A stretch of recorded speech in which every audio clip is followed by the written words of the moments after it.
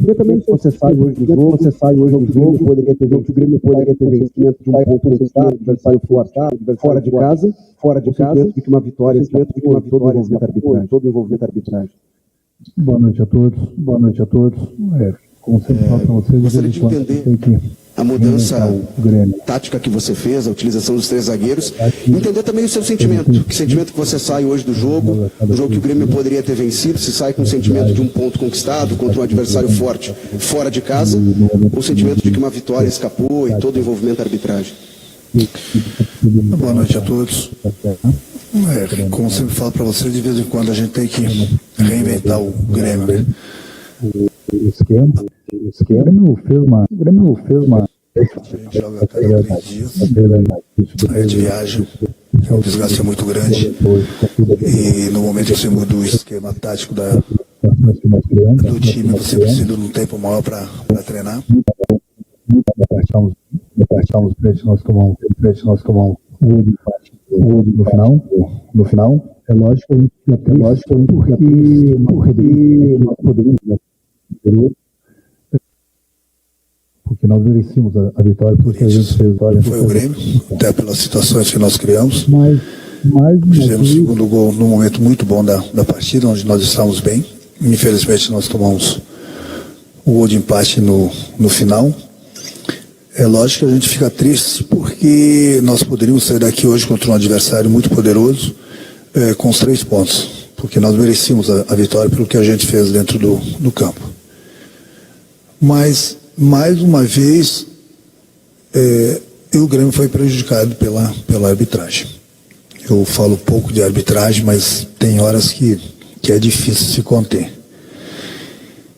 A gente está sempre longe da família, a gente está sempre longe. O Grêmio é o único clube que não joga em seu estádio. A gente está sempre viajando, toda hora a gente está trocando, muita gente não sabe. A gente viaja a noite toda hora para cima e para baixo. O sono do dia não é o mesmo sono da noite. Muita gente pode perguntar por que viaja à noite. Não, porque é o único horário que a gente tem as aeronaves para voar. É o único momento que a gente pode viajar de um lado para o outro, que o aeroporto está aberto. Enfim, todos esses problemas que ninguém sabe. Então, se eu estou cansado, eu estou desgastado quanto a isso, que eu não corro, imagino como é que está o meu grupo. Aí a gente vê um pênalti que o VAR chama o árbitro, e um pênalti daquele que é a maior mentira do mundo. Então fica difícil de se trabalhar. A gente trabalha sério, a gente viaja com 50, 60 pessoas para cima e para baixo, a gente tem que estar toda hora botando os jogadores para cima, alegria no trabalho, e eles fazem isso muito bem. A gente nunca tem um problema com nenhum dos jogadores, apesar de estarmos sempre longe da nossa casa. E aí o VAR vem e me chama num lance que, se fosse na área do Corinthians, ia falar, faltou força para derrubar, não é pênalti.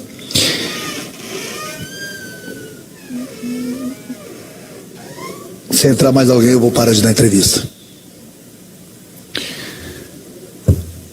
Aí a gente é prejudicado. Aí o VAR chama. O Corinthians ele é muito grande, é um clube tão grande quanto o Grêmio, tem uma grande torcida.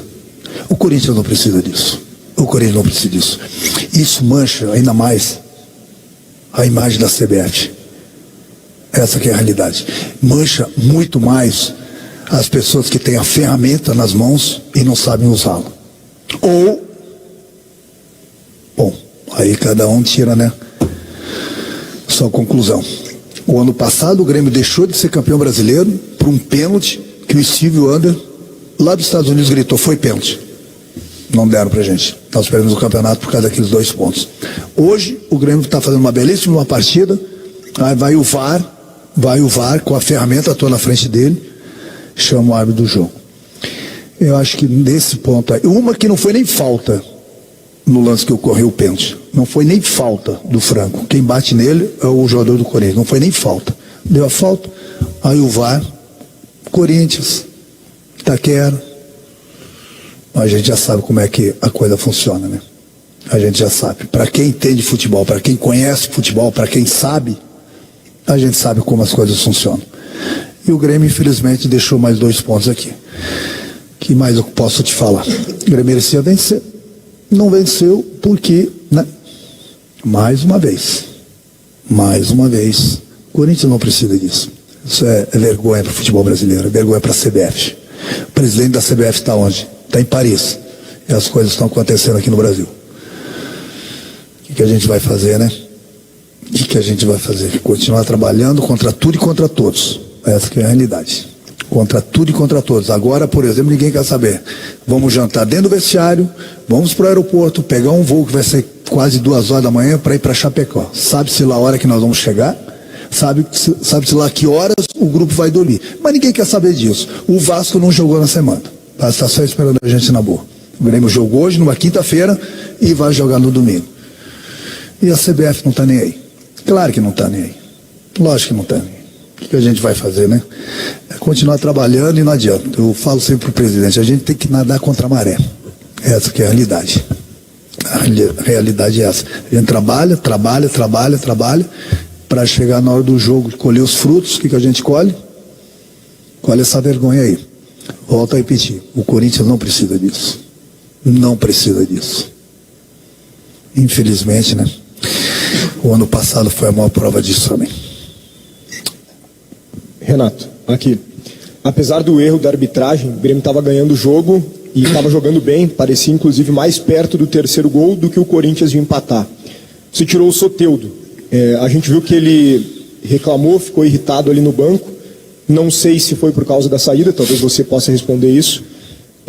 Por que você tirou o Soteldo e você acha que a saída dele fez com que o Grêmio chamasse o Corinthians para o campo do Grêmio e aí depois saiu o gol de empate?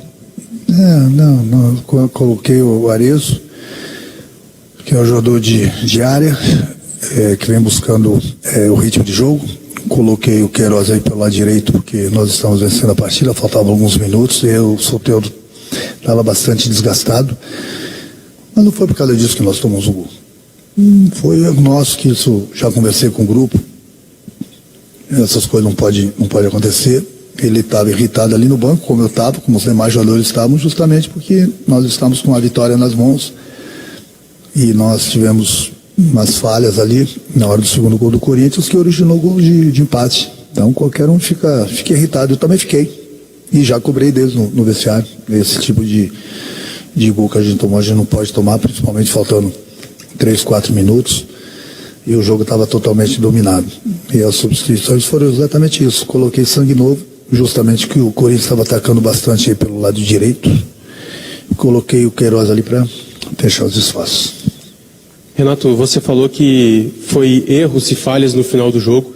E eu queria falar um pouco sobre a parte mental, porque o Grêmio entregou o empate também contra o Palmeiras lá no Centenário, entregou o empate agora e você fala sobre essas falhas também dos jogadores. Está faltando um pouco de atenção nesses minutos finais? O que tem acontecido com os jogadores, principalmente quando a vitória parece estar bem encaminhada? Esse é um tipo de discurso que eu tenho com o meu grupo. Já conversei com eles agora no vestiário. No sábado eu converso com eles na hora de passar o vídeo sobre esses lances. Esses lances tem que ficar dentro de 4 paredes. Eu converso bastante com eles, cobro deles.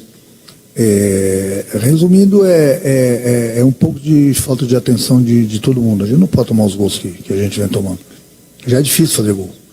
Então a gente tem que ter um pouquinho mais de atenção em todos os sentidos, em todos os setores do campo, com qualquer jogador do adversário, para que a gente não proporcione essas oportunidades para os adversários. Infelizmente, os caras estão chutando de fora da área e estão botando a bola onde que não tem jeito de chegar.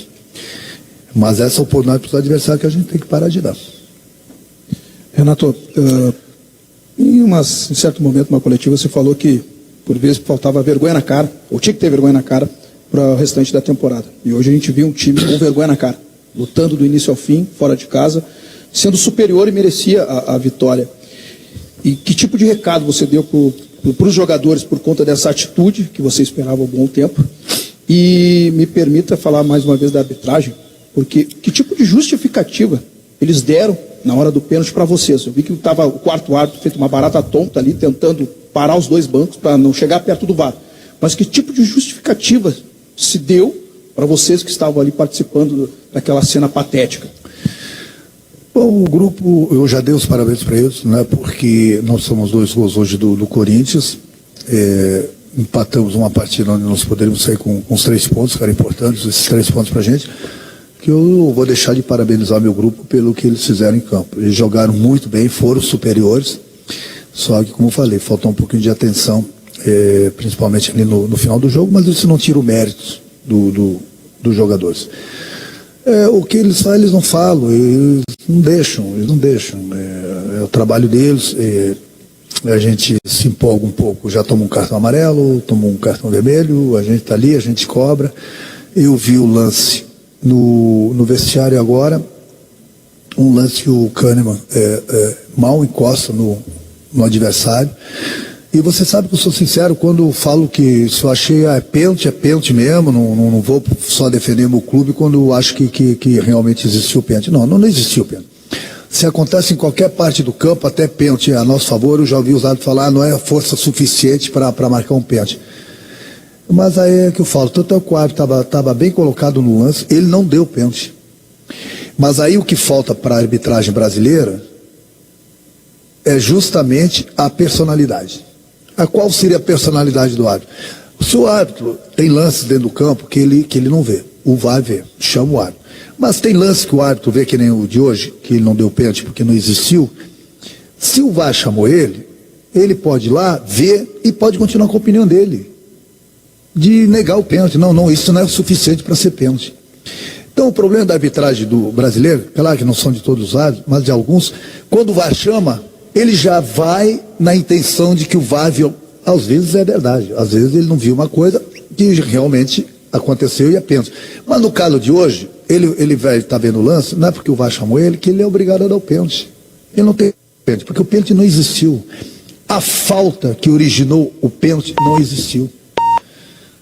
Cara, então, eu falo, é difícil, por todos os problemas que o Grêmio, o único clube do futebol brasileiro que não joga em sua casa, os jogadores não conseguem dormir de noite, a gente vive dentro de avião, para cima e para baixo, a cada 3 dias a gente tem uma decisão, a gente, mesmo assim, a gente muda esquema, a gente trabalha, a gente põe todo mundo para cima, na parte psicológica, na parte física, na parte técnica, na parte tática, para a gente vir aqui e ver um lance desse do VAR. Eu volto a repetir, o Corinthians não tem nada a ver com isso, o treinador do Corinthians não tem nada a ver com isso, o jogador não tem nada a ver, a torcida do Corinthians são muito grandes. Mas esse tal de VAR, olha, eu vou te contar. É difícil entender porque eles têm as ferramentas. Aí você vê alguns idiotas, isso quando eles estão dentro do campo apitando.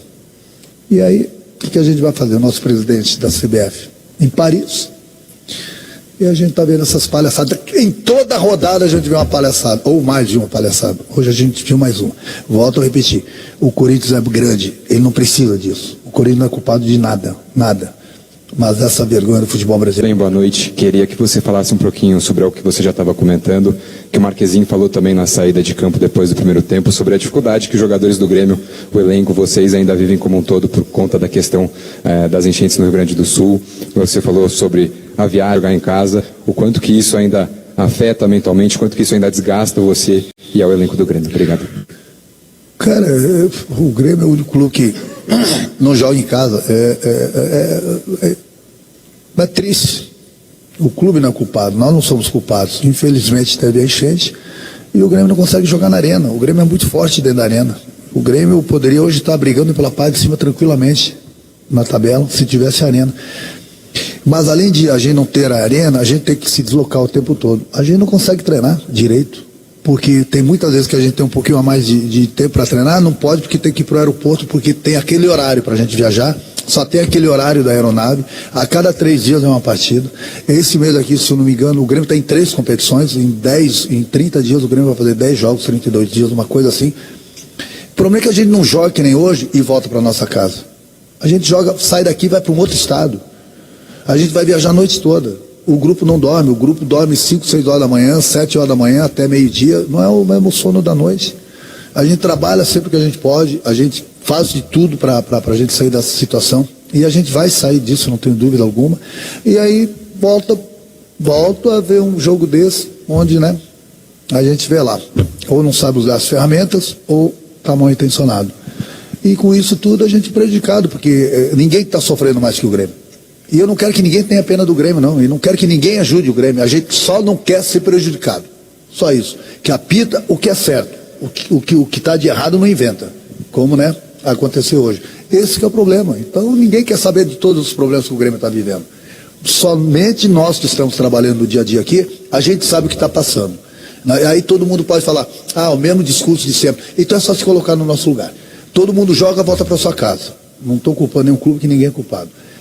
Pega, joga, volta para sua casa, joga em frente à sua torcida, joga na sua casa, joga no seu estádio, volta, dorme. Qualquer estado, qualquer outro estado, eles chegam e saem a hora que eles querem no aeroporto, tem aeronave, fretado, não. A gente é totalmente diferente. A gente não tem estádio, a gente não tem casa, a gente não tem aeroporto, a gente tem que viajar quando aparece uma aeronave, e aí depende do horário desse. É por isso que toda vez que a gente viaja, a gente só pode viajar 10 e pouco da noite, aí até chegar no hotel tudo 2, 3 horas da manhã. Agora a gente vai pegar um voo de 2 horas para Chapecó. Que horas os jogadores vão dormir? Domingo tem que entrar em campo. O Vasco nem sequer jogou essa semana.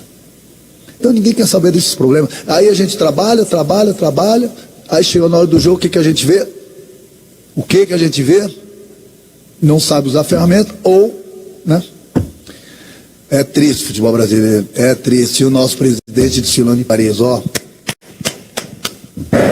Obrigado, Renato. Obrigado, pessoal.